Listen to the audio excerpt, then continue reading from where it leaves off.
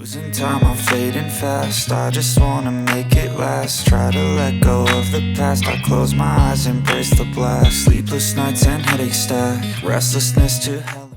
This is the big foldable. This is the tri-fold version. Here's the wide foldable and another wide foldable. So which one would you pick as your favorite? Hey everyone, I've finally got my hands on the Huawei Pura X Max. This time I've gathered every single color option to show you. And before we go further, drop prestige in the comments. In this video, I'll be sharing what it's like to use this wide foldable, how it feels to hold, and how well the software works with it. All right, let's jump right in. A quick shout out to my tech partner from China for sharing this video. A big thank you for making this possible. Hey everyone, it's Maiky from techmaiky. If you love staying updated with the latest gadgets, make sure to subscribe and hit the notification bell so you never miss out our exciting tech content. The box has a neat square shape with vertical lines that mirror the design of the phone itself. There's also a gold accent running along the outside. What we have here is the collector's edition. Compared to the standard version, the main differences are the inclusion of Beidou MSI messaging and the storage configuration. Opening it up, you'll find a white inner box, a transparent case, a more protective hard case, a compact 66-watt charger, and a USB-C to USB-C cable. Because I was short on time, I unboxed all 5 units at once, and honestly, holding all of them together feels quite heavy.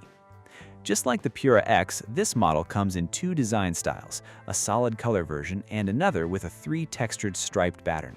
However, this time, Huawei has dropped the vegan leather and gone fully with glass back. The interesting part is how they've created a layered 3-dimensional light effect beneath the glass, so as light shifts, the back panel looks dynamic and lively. This year, orange seems to be trending across smartphones, and it really stands out here with its bold, energetic look. The new blue shade is actually my personal favorite. It feels toward a blue-purple tone that feels deep and refined. That said, darker glossy colors like this do tend to attract fingerprints easily. The olive color is more subtle, giving off a clean and sophisticated vibe. And then there's the black option, which surprisingly has a hint of blue-purple when you see it in person, making it less plain than typical black finishes. So which color catches your eye? Let me know in the comments. After spending some time with the Pura X Max, the first thing I noticed is how wide it feels in hand.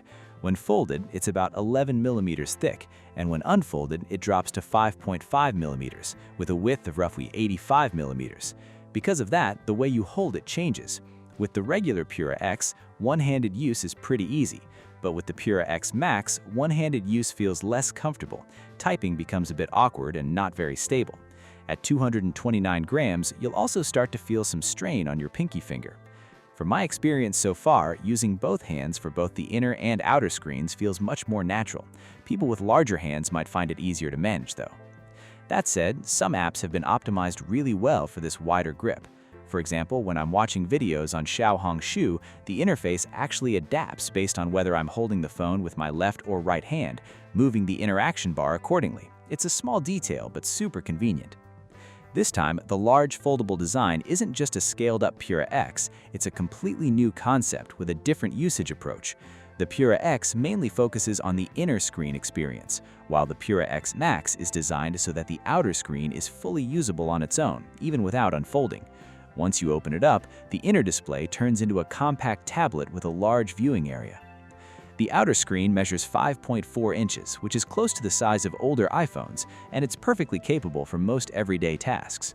Huawei has also introduced a floating UI design, so when you're scrolling through Xiaohongshu or listening to music on QQ Music like I do, the bottom navigation bar hides away, giving you a more immersive experience. One feature I really like is the reading experience on the outer display. After enabling the Read Aloud function in Huawei Reading, you can simply press the side power button to turn pages or swipe up and down. If you long press, it keeps flipping pages continuously, which makes it feel like a great e-reader for commuting. It's also quite enjoyable for gaming or browsing through photos. The inner screen is 7.7 inches, similar in concept to the dual screen approach seen in trifold designs. Its 14:10 aspect ratio, which is close to 3:2, works well for productivity, reading, and video playback. It handles standard 16:9 and 4.3 videos nicely, though it's not ideal for ultra-wide cinematic formats. Looking at Huawei Reading on the inner display, holding it vertically gives you one kind of layout, while turning it horizontally makes it feel more like reading an actual book. Browsing apps like Xiaohongshu or Taobao feels similar to using a foldable tablet, and there's no need to rebuild the app ecosystem. You can also pinch to zoom and adjust how much content appears on the screen depending on your preference. Like other foldable tablets, it supports the M Pen 3 Mini Stylus. With a special case, the pen can attach to the side and charge wirelessly. It's a great addition, although it does add some extra width. When you connect it, a pop-up appears instantly and you're ready to go. From there, you can write, sketch, or get creative just like on a tablet. The drawing app, Born to Draw, which was previously available on tablets, now works here too. You can also explore creative tools in the Notes app. For example, tap on the pen icon, go into Inspiration and Creation, import a selfie, sketch something like cat ears, add a prompt, and let the system generate a realistic result. The output looks surprisingly lively. What do you think about it? Another app I often rely on is the simple video editor. When you're editing, the layout changes depending on how you hold the phone. In portrait mode, the preview sits on the left while all the controls are on the right. Switch to landscape, and the preview moves to the top with the controls arranged below. Either way, the preview stays sharp and easy to see. When you pair it with the stylus, things get even smoother. A quick press brings up shortcuts, letting you add stickers or use the drawing tool. It makes creating videos feel more hands-on, almost like crafting them manually. For productivity tasks, the stylus also comes in handy. You can swipe from the upper right corner to quickly select content, extract it, or add annotations. The layout itself feels very design-focused, with a wide horizontal composition and a symmetrical structure centered along the middle. There's also a red-toned main lens placed right in the center. It might look a bit chunky, but the image quality still holds up well.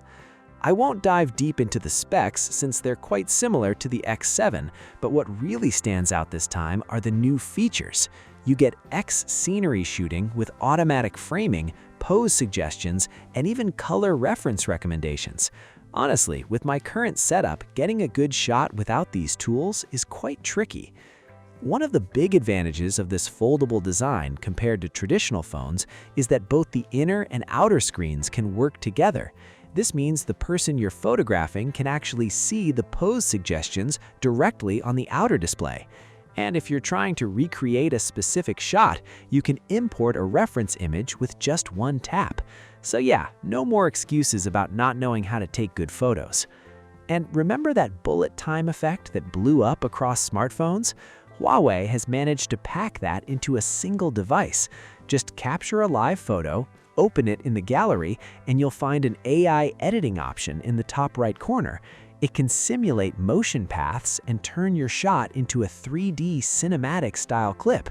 That's definitely something fun to share on social media.